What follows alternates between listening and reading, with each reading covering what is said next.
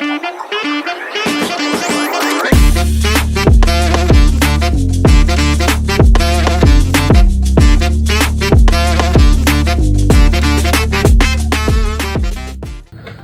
നമസ്കാരം.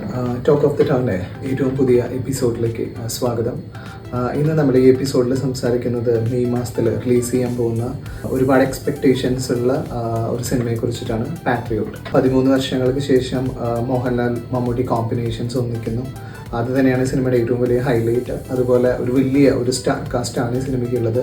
മമ്മൂട്ടി മോഹൻലാലും കൂടാതെ കുഞ്ചാക്കോ ബോബൻ, ഫഹദ് ഫാസിൽ, നയൻതാര, രേവതി അങ്ങനെ ഒരു വലിയ ഒരു സ്റ്റാർ കാസ്റ്റ് ഈ സിനിമയിലുണ്ട്. അതുപോലെ ഇതിൻ്റെ ഡയറക്ടർ മഹേഷ് നാരായണൻ, അദ്ദേഹം തന്നെയാണ് ഇത് എഴുതിയിട്ടുള്ളതും ഈ സിനിമ കോർഡിനേറ്റ് ചെയ്തിട്ടുള്ളതും അദ്ദേഹം തന്നെയാണ്. അപ്പോൾ അത്രയും ഇൻവോൾവ് ആയിട്ടുള്ള ഒരു പ്രൊജക്റ്റ് കൂടിയായിട്ടാണ് ഈ പാട്രിയോട്ട്. ഇതിൻ്റെ ഈ പാട്രിയോട്ട് എന്നുള്ളൊരു ടൈറ്റിൽ ക്യാരക്ടർ ചെയ്യുന്നത് മമ്മൂട്ടിയാണ്. ബാക്കി ഇതിൻ്റെ ടീസേഴ്സും ട്രെയിലേഴ്സും ഒക്കെ വളരെ വലിയൊരു അക്സെപ്റ്റൻസ് ആണ് ഇതിനോടകം തന്നെ വന്നിട്ടുള്ളത്.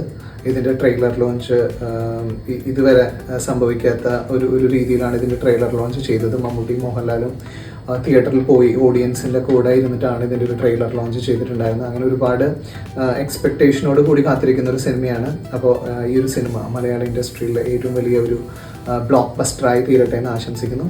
Thank you.